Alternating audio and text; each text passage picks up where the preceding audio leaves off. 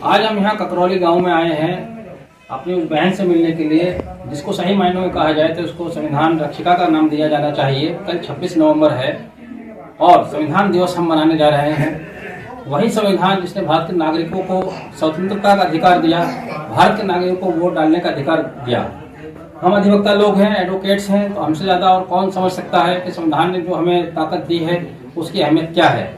आप देख रहे हैं गाजियाबाद में भी हमारा आंदोलन चल रहा है और वो आंदोलन इसीलिए चल रहा है कि जब पुलिस नियंत्रण से बाहर हो जाएगी, जहां उसने वकीलों को भी नहीं बख्शा, तो आम लोगों को फिर कौन सुनेगा। और उसी के बाद ये पहली बानगी है जो ककरौली में हुआ, पुलिस ने आम लोगों को वोट डालने से रोका, जो उनका संवैधानिक अधिकार था उससे उनको वंचित किया। ये इतना बड़ा घटना है, किसी भी संवैधानिक राष्ट्र के लिए, उसके संविधान के लिए एक बहुत बड़ा प्रश्न चिन्ह है, बहुत बड़ा सवाल खड़ा करता है, जिसका संज्ञान मैं समझता हूँ भारत के उच्चतम न्यायालय को भी लेना चाहिए, मुख्यमंत्री प्रधानमंत्री को भी लेना चाहिए।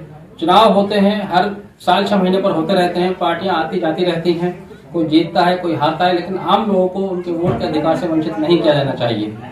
बहन तौहीदा जिन्होंने बता दिया कि वोट की क्या ताकत होती है, एक पुलिस अधिकारी बंदूक जो इनके सीने पर तान कर खड़ा हो गया, ये तब भी उसके सामने नहीं डटी रही, क्योंकि इनके हाथ में वो पर्ची थी जिसने इनको ताकत दी है, जिसने संविधान के द्वारा वो ताकत दी है भारत के आम नागरिकों को कि अपने अधिकार के लिए आप लड़ सकें, अपने अधिकार के लिए संघर्ष कर सकें। तो संविधान दिवस अगर हम मना रहे हैं तो उसको मनाने का सही ध्येय यही होना चाहिए कि हम संवैधानिक मूल्यों की रक्षा करें। ऐसे पुलिस अधिकारियों के खिलाफ भी कार्रवाई होनी चाहिए जो किसी पार्टी विशेष के लिए कार्य करते हैं, उनके एजेंट के रूप में कार्य करते हैं। उनको समझना चाहिए कि उनकी नौकरी स्थायी होती है, पार्टियां स्थायी नहीं होती, सत्ता स्थायी नहीं होती। हर 5 साल बाद चुनाव होते हैं, राजनीतिक पार्टियां आती जाती रहती हैं, कभी यहाँ किसी और की सरकार थी, आज किसी और की सरकार है। आज केंद्र में और राज्य में भारतीय जनता पार्टी की सरकार है, तो आप ये भी समझ लीजिएगा कि इसी भारतीय जनता पार्टी में 60 से 70% नेता दूसरी पार्टियों के आए हुए हैं। कल को अगर सरकार बदलती है, यही नेता कूद के दूसरी तरफ चले जाएंगे, लेकिन आम लोग जहां थे वहीं खड़े रहते हैं। उनके पास सिर्फ एक अधिकार होता है वोट डालने का, जिससे वो अपने नेता का चयन करते हैं या उसको खारिज करते हैं। अगर ये अधिकार भी उनसे छीन लिया जाएगा तो फिर भारत के संविधान की क्या अहमियत रह जाएगी। ये बहुत गंभीर विषय है, इस पर देश के तमाम नेताओं को, प्रधानमंत्री को, मुख्यमंत्री को और विशेष तौर से भारतीय संविधान के रक्षक सुप्रीम कोर्ट को गंभीर संज्ञान लेना चाहिए। आज मेरे साथ एडवोकेट रियासत अली एडवोकेट, मसरूर भाई एडवोकेट और इससे पहले और भी एडवोकेट यहाँ पर आते रहे हैं। अधिवक्ता होने के नाते हमने अपनी जिम्मेदारी को समझा कि इनसे जाएं और इनसे मिले, तो हमने आज इनसे बात भी की। ये भी बहन एक बार अपने आप से बताने वाले, कई बार बताते बताते थक चुकी होंगी क्योंकि मीडिया वाले बहुत लोग आ रहे हैं, लेकिन चूंकि कल संविधान दिवस मनाना है इसके लिए इनके विचार महत्व रखते हैं। तो आप तौहीदा बहन ही बताइएगा उस दिन क्या घटना घटी थी। क्या नाम, वोट डालने जा रहे थे, जब वोट डालने जा रहे थे तो वोट डालने नहीं दे रहे थे, ना कर रहे थे, नहीं तुम वोट डालने नहीं जा सकते। हमने कहा क्यों नहीं जा सकते, वो नहीं जा सकते, हट जाओ पीछे को, हम गोली चला देंगे। उन्होंने कट्टा निकाला, पिस्तौल निकाला, फिर अद्धा उठाया हाथ में, पुलिस वालों ने अद्धा उठाया जी।